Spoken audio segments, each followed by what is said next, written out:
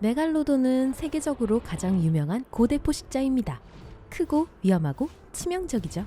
메갈로돈은 약 360만 년 전에 멸종되었습니다. 정말 그럴까요? 어떤 사람들은 이 거대한 상어를 목격했다고 주장합니다. 또 어떤 사람들은 마리아나 해구처럼 사람들이 가보지 못한 바다 깊은 곳에 메갈로돈이 숨어 있다고 믿고 있죠. 게다가 메갈로돈 이빨이 계속해서 발견되고 있어요. 어떤 사람들은 이 거대한 상어가 여전히 존재하지만 눈에 잘 뜨이지 않을 뿐이라고 생각합니다. 인간을 이 바다 괴물과 비교해보자. 왼쪽에는 평균 체격의 인간이 있습니다. 키는 180cm, 몸무게는 62kg이에요. 오른쪽에는 메갈로돈이 있습니다. 평균 길이 10m, 무게는 약 50톤. 그러니까 인간이 버스 크기의 보잉 737기만큼 무거운 동물과 맞서는 셈입니다. 메갈로돈에 대해 자세히 살펴보겠습니다. 이빨부터 볼게요. 이빨 하나의 길이는 18cm입니다. 지금까지 살았던 상어 종 중에서 가장 큰 이빨이에요. 메갈로돈은 또한 다른 동물들보다 이빨의 수도 더 많았습니다. 250개의 이빨이 5줄로 나 있었어요. 턱의 너비는 약 2m 정도 됐을 거예요. 메갈로돈 입안에 사람이 눕고도 남을 정도죠. 물론 이 고대 포식자의 입에 누워있다가 멀쩡히 나올 수는 없겠지만요. 티타늄으로 만든 외골격을 착용한다면 메갈로돈과 마주치더라도 그리 위험하지는 않을 거예요. 하지만 메갈로돈의 이빨이 티타늄처럼 튼튼한 것도 손상시킬 수 있기는 합니다. 의사들은 치료보다 예방이 더 중요하다고 말합니다.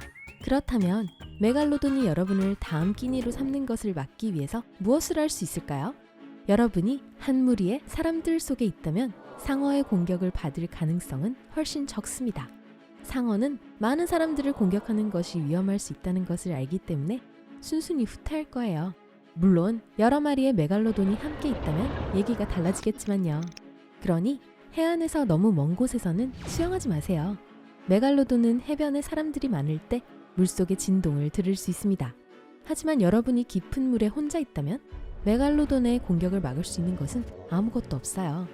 또한 탁한 물에서 수영하는 것을 피하세요. 메갈로돈은 종종 탁한 물로 먹이를 몰아넣곤 했습니다. 그래서 그런 곳에 있다가는 상어가 여러분을 먹이라고 생각할지도 몰라요. 그리고 절대 밤에 수영하지 마세요. 이때가 상어가 가장 활동적이거든요. 메갈로돈은 또한 뛰어난 후각을 가지고 있었습니다. 종종 상어가 바다 건너에서 피 한 방울의 냄새를 맡을 수 있다고들 하죠. 이것은 거짓이 아닙니다. 좀 과장된 말이긴 하지만 사실이에요. 상어는 후각이 뛰어나고 0.5km 떨어진 곳의 피를 감지할 수 있습니다. 그러니까 수영하러 가기 전에 상처나 긁힌 자국이 없는지 확인하세요.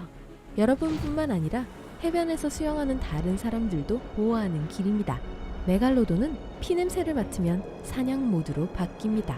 이때부터 상어는 어떤 것도 두려워하지 않을 거예요. 낚시할 때 사용하는 글리터를 생각해보세요. 반짝거리고 다양한 색으로 빛납니다. 그런 건 물고기들 뿐만 아니라 메갈로돈의 주의도 끌 수 있어요. 그러니까 수영하러 갈 때 보석 장신구는 빼고 가세요. 그렇지 않으면 여러분은 인간 낚시 글리터가 될 수도 있습니다. 여러분이 스쿠버 다이빙을 하면서 아름다운 산호초를 감상하고 있다고 상상해보세요. 알록달록한 물고기들이 사방에서 헤엄치고 있습니다. 그런데 갑자기 산호초 사이에 숨어있던 모든 물고기들이 헤엄쳐 달아나거나 숨어버립니다. 순식간에 산호초가 텅 비었어요. 근처 어딘가에 거대한 포식자가 나타났다는 분명한 신호입니다. 바다에서 거대한 포식자란 바로 상어를 의미하죠. 어서 피하세요. 메갈로돈 공격으로부터 자신을 보호할 수 있는 가장 좋은 방법이 여기 있습니다. 가장 간단하고 명백하지만 많은 사람들이 여전히 무시하죠. 맞아요. 표지판이에요. 해변에 상어 조심 표지판이 있다면 물에 들어갈 생각도 하지 마세요. 상어가 진작부터 물속에서 누군가가 뛰어들기만을 기다리고 있다는 거니까요. 하지만 여러분이 모든 경고와 표지판을 무시하고 수영을 하러 간다고 가정해 볼게요. 갑자기 해변에서 사람들이 비명을 지르는 것을 듣습니다. 누군가 거대한 지느러미가 물 밖으로 삐져나온 것을 발견했어요. 지느러미가 여러분 방향으로 다가오고 있고 어떻게 할지를 결정해야 합니다. 만약 메갈로돈이 여러분을 공격한다면 어떻게 스스로를 보호할 수 있을까요? 우선 침착하세요. 상어가 다가오는데 그러기 쉽지 않겠지만 만일 공포에 질려 허우적대기 시작해봤자 상어의 관심만 더 끌 뿐입니다. 보트나 사람들이 있는 곳으로 다가가도록 하세요. 최대한 침착하게요. 완전히 혼자라면 최소한 움직이지 않도록 하세요. 보통 상어는 사람을 물려고 합니다. 일반 상어라면 크게 심각하지 않을 가능성이 있어요. 일단 맛을 보면 일반 상어는 그냥 여러분을 내버려 둘 거예요. 그래요. 사실 우리는 상어의 식욕을 돋우지 못합니다. 하지만 메갈로돈의 경우 이런 행운은 기대할 수 없어요. 턱이 하도 커서 여러분을 통째로 삼킬 수 있습니다. 그래서 가만히 있는 건 도움이 되지 않아요. 하지만 만약 얕은 물에서 메갈로돈과 마주친다면 여러분은 살아남을 가능성이 있습니다. 메갈로돈은 너무 거대하기 때문에 특히 얕은 물에서는 움직이기 어려워하거든요. 만약 첫 번째 공격에 실패하면 다시 달려들어야 하는데 그건 마치 조종사가 비행기 착륙을 시도하는 것과 같아요. 그 사이에 여러분은 해안으로 안전하게 달아날 시간이 생깁니다. 그렇다면 깊은 바다 한가운데 있다면 어떨까요? 그럼 정말 큰일이에요. 그래도 여러분을 구하기 위해 최선을 다해보죠. 메갈로돈이 입을 크게 벌린 채 여러분을 향해 헤엄치고 있다고 가정해볼게요. 잠시 후 여러분을 묻니다.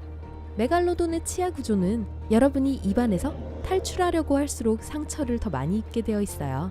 살아남을 수 있는 유일한 방법은 여러분을 놓아주게 하는 거예요. 만약 일반 상어였다면 상어의 코를 주먹으로 때려볼 수 있어요. 하지만 메갈로돈의 피부는 너무 두꺼워서 타격을 느끼지 못할 겁니다. 그러니까 눈을 겨냥하세요. 여기가 약점입니다. 고통을 느끼면 여러분을 놓아줄지도 몰라요. 그러면 이제 빨리 응급처치를 받아야 합니다. 그리고 여러분은 메갈로돈에게 물리고 살아남은 유일한 사람이 될 거예요. 이 거대한 포식자와 맞닥뜨리게 된다는 것은 생각만으로도 무섭습니다. 하지만 솔직히 메갈로돈이 아직도 존재할 가능성은 없어요. 메갈로돈이 멸종을 피했고 우리 눈을 피해 숨어 살고 있다는 이론은 모두 거짓입니다. 우선 이 거대한 상어들은 따뜻한 물을 좋아했어요. 그러니까 아주 깊은 물속에 숨어 있을 리가 없죠. 게다가 이만한 크기의 동물이라면 엄청난 양의 음식이 필요합니다. 하지만 바다 깊은 곳에는 충분한 먹이가 없어요. 그리고 사람들이 발견한 거대한 상어 이빨도 설명이 가능합니다. 인간과 달리 상어는 일생 동안 계속해서 새로운 이빨이 자랍니다. 2주마다 이빨이 빠져요. 메갈로돈은 역대 가장 많은 수의 이빨을 가지고 있었습니다. 그러니 왜 바다 밑바닥에서 그렇게 많은 메갈로돈 이빨이 발견되었는지도 설명이 되죠. 그렇다고 해서 조심할 필요가 없다는 뜻은 아니에요. 실제 상어가 종종 사람들을 공격합니다. 지난해 64건의 이유 없는 공격이 있었어요. 이유 없는 공격이란 상어가 갑자기 누군가를 공격한 경우를 말합니다. 상어가 낚시꾼이나 호기심 많은 다이버로부터 자신을 방어하기 위해 공격한 사례도 41건이나 있었어요. 대부분의 사고는 미국에서 일어납니다. 41건의 상어 공격이 있었어요. 그중 21건은 플로리다 해안에서 일어났습니다. 하와이, 캘리포니아, 그리고 노스캐롤라이나도 상어가 출몰하는 지역이죠. 그 다음은 호주로 작년에 11건의 상어 사고가 발생했습니다. 서퍼들은 종종 상어와 마주칩니다. 상어가 수영하기 좋은 지역에서 많은 시간을 보내기 때문이죠. 서핑 보드에서 뿜어져 나오는 물거품이 상어를 유혹하기 때문에 원하지 않는 만남이 발생합니다. 가장 공격적인 건 백상아리고 뱀상어가 그 뒤를 따릅니다. 많은 전문가들은 황소상어가 세계에서 가장 위험하다고 말하지만요. 하지만 모든 상어를 무서워할 필요는 없습니다. 예를 들어 수염상어는 전혀 해를 끼치지 않아요. 게다가 생긴 것도 귀엽답니다.